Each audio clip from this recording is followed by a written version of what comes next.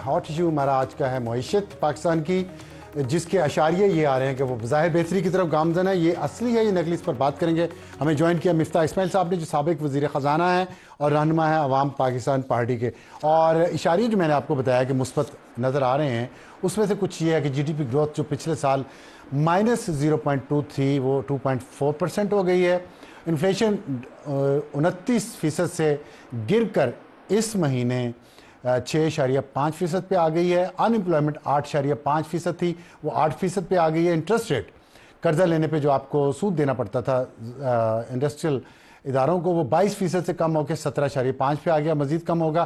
Foreign exchange reserve जो है हमारे $9 बिलियन थे पिछले साल, इस साल $16 बिलियन हो गए हैं।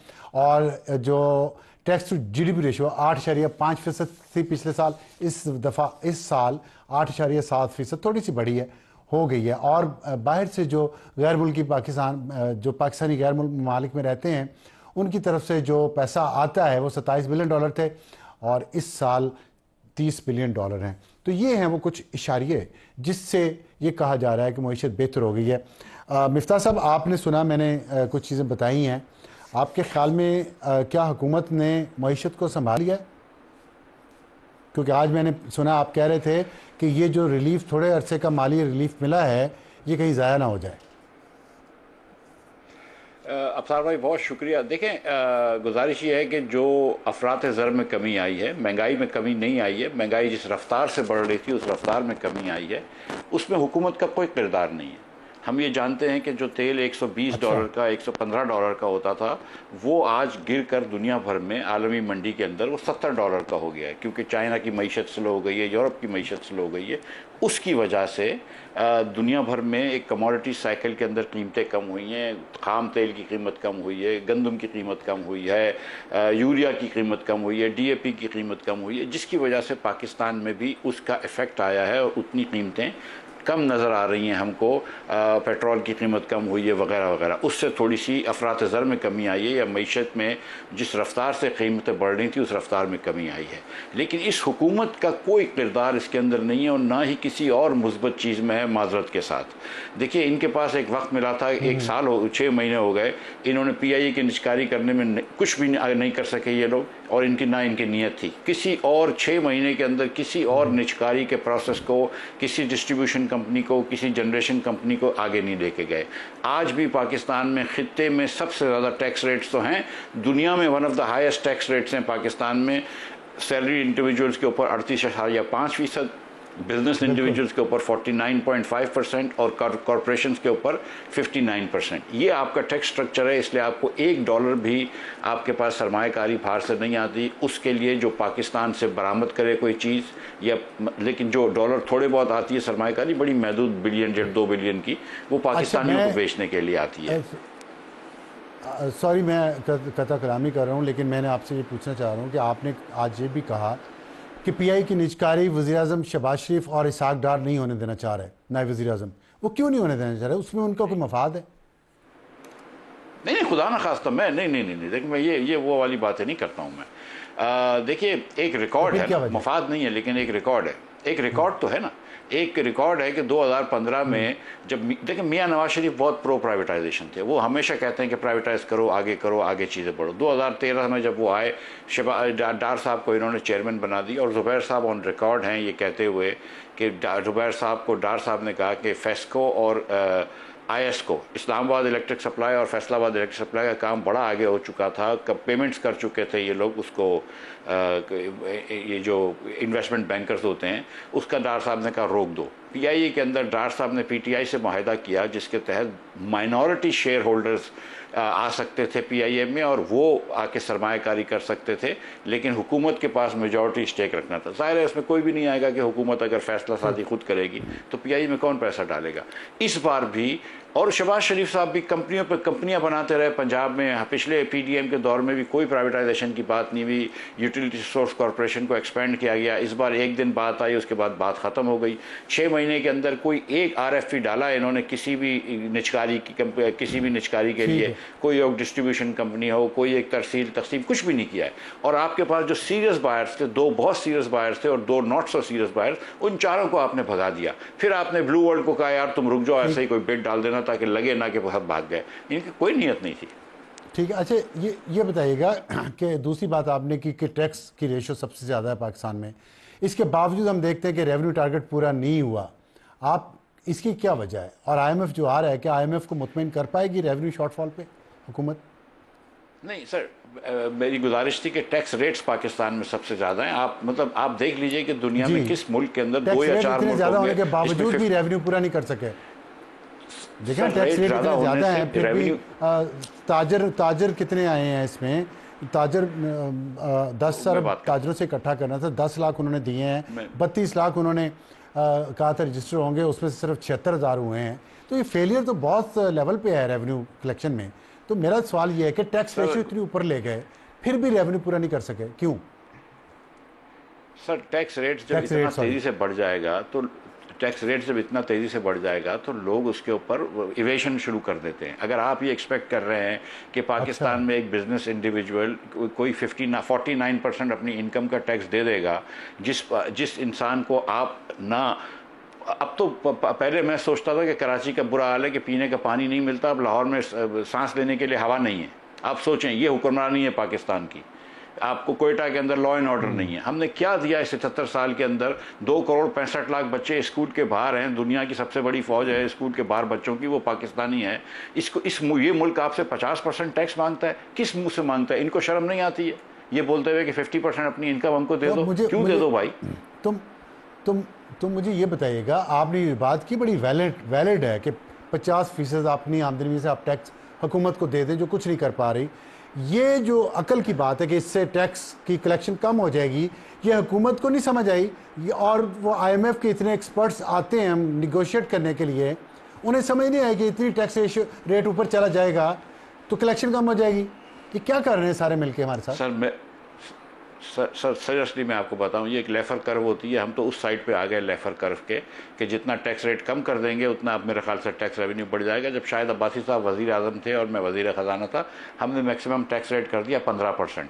हमारे जहन में था ये जो ट्रेडर बैठे होते हैं अकबरी मंडी में, जो जोड़िया बाज़ार के अंदर ये जो ट्रेड करते हैं, 2 करोड़ रुपये कमाते हैं, वो 30 लाख रुपये आप उससे मांगेंगे वो दे देगा शायद, लेकिन उससे आप 2 करोड़ रुपये में से 1 करोड़ रुपये मांगेंगे वो आपके ऊपर हंसेगा।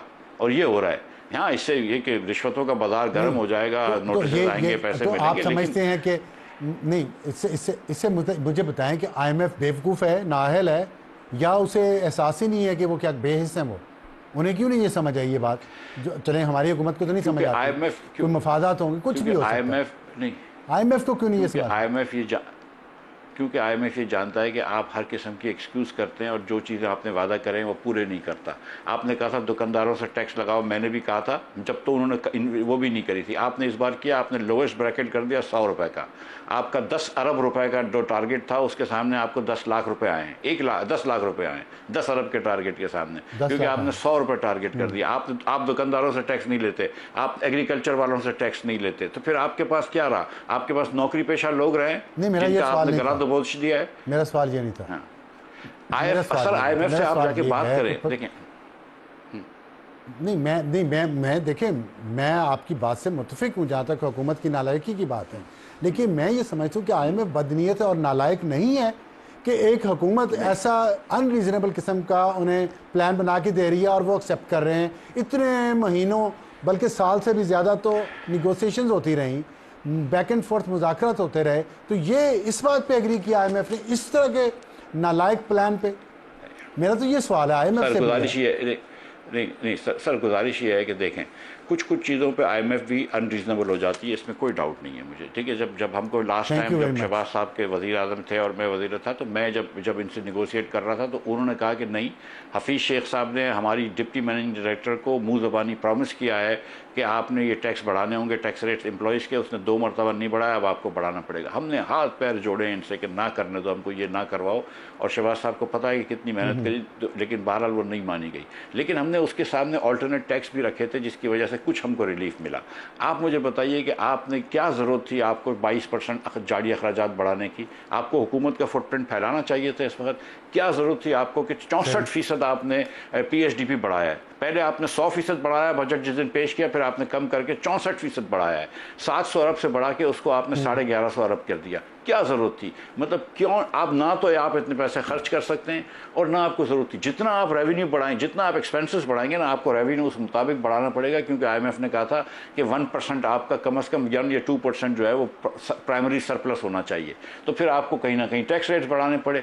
IMF doesn't care because it's a banker, it wants कि आपकी फिस्कल डेफिसिट कम हो जाए तो आप उसके पैसे वापस करें। ये चीज़ें कुछ आपको भी करनी होती है, कुछ आपको भी समझाना होता है। सो द थिंग इज कि इट्स नॉट इनफ कि मैं IMF को ब्लेम कर दूं। मेरा वज़ीर आज़म तो शहबाज शरीफ है, मेरा वज़ीर आज़म नेतन पोर्टर नहीं है। मैं तो शहबाज शरीफ को सपोजिटली वोट दिया या नहीं दिया है, लेकिन शहबाज शरीफ से सवाल पूछ सकता हूँ, नेतन पोर्टर से तो उसको निगोशिएट करना है। नहीं, मेरा सवाल ये, आपकी बात ठीक है, लेकिन मैं सवाल ये इसलिए किया है कि हम हमारे यहाँ भी एक बहुत सारे लोग हैं जो समझते हैं IMF जो कुछ कहता है वो ठीक है और उसको मानना चाहिए एज इट इज़। मैं तो उस बात की वजह से कह रहा हूँ कि IMF को ये नहीं समझ आती कि वो किस तरह का प्लान एग्री कर रहे हैं। तो अब वो आके फिर डिस्कस क्या करेंगे जब उन्हें पता था, या आप जितनी सादा बात आपने की है कि टैक्स रेट बढ़ाएंगे तो कलेक्शन कम हो जाएगी, अब वो क्या कहेंगे हमें कि आप जो PSDP है मजीद कम कर देते तरक्याती बजट? कैसे शॉर्टफॉल? देखिए, मेरी गुजारिश है, अगर IMF आपको कहता ना कि ये तुम टैक्स बढ़ा दो और आपको पता है कि गलत है, IMF को आप कहते हैं कि अगर हम एग्रीकल्चर के ऊपर टैक्स लगाएंगे, ठीक है, IMF को कहते हैं हम NFC अवार्ड अफसार भाई, जब तक हम NFC अवार्ड को रिविजिट नहीं करेंगे इस मुल्क की फाइनेंसेस ठीक नहीं हो सकती हैं। ये मैं आपको गारंटी कर रहा हूँ। Unfortunately this is the fact, ठीक है। आपने NFC अवार्ड पे आप बात नहीं कर रहे, आपने कमीशन फॉर्म भी नहीं किया बात करने के लिए, आपने कोई बात नहीं करी एग्रीकल्चर टैक्स के ऊपर, आपने अरबों रुपए की प्रॉपर्टीज के ऊपर आप टैक्स नहीं लगाते, आपने ये दी हुई है। आपने अभी भी सब्सिडीज दे रहे हैं वफाक फेडरल गवर्नमेंट की एग्रीकल्चर के ऊपर गैस कंपनियों को, वो आपने ख़त्म नहीं की। तो आप भी थोड़ी सी चीज़ें तो थोड़ी सी रैशनलाइज करें ना। आप IMF के ऊपर ज़रूर ब्लेम कर दें कि IMF ने कहा है, लेकिन असल में रिस्पॉन्सिबिलिटी पाकिस्तान की तो पाकिस्तानियों के ऊपर है ना। आप IMF से निगोशिएट करें, चीज़ ठीक कर लें, लेकिन आपको किसने, आपको IMF ने तो नहीं कहा था कि आप एग्रीकल्चर पर टैक्स ना लगाएं। IMF तो नहीं कहा था आपको कि आप जो है वो दुकानदारों को 100 रुपए का कर दें। IMF ने तो नहीं कहा था कि आप 64% PSDP बढ़ाएं। क्या जरूरत थी 64% PSDP बढ़ाने की? क्या जरूरत थी अरबों रुपए रखने की MNAs और MPS को? नहीं, IMF ने कहा नहीं, लेकिन IMF ने एग्री तो किया ना। अगर वो समझती थी ये इरैशनल है, अनरीजनेबल है, एग्री ना करते। और भी चीज़ों पे वो एग्री नहीं करते, डिसएग्री करते हैं, मुआहदा लेट कर देते हैं, रिलीज नहीं करते फंड। इतने महीनों से वो उन्होंने लटकाया हुआ था, तो किसी वजह से लटकाया हुआ था ना। तो इस बात पे भी कहते इतनी एक्सपर्टीज है उनकी पूरी दुनिया की, पता नहीं किस चीज़ की एक्सपर्टीज है। सर गुजारिश ये है कि देखें, ये IMF का मुल्क नहीं है, ये मेरा और आपका मुल्क है। इनको यहाँ पे रियलिटी नहीं देनी होती। हाँ ठीक है, वो महंगा होता है तो इनकी परेशानी, मेरे और आपकी परेशानी। अब मैं आपको एक दो एग्जाम्पल दे देता हूँ, आप देख लीजिए।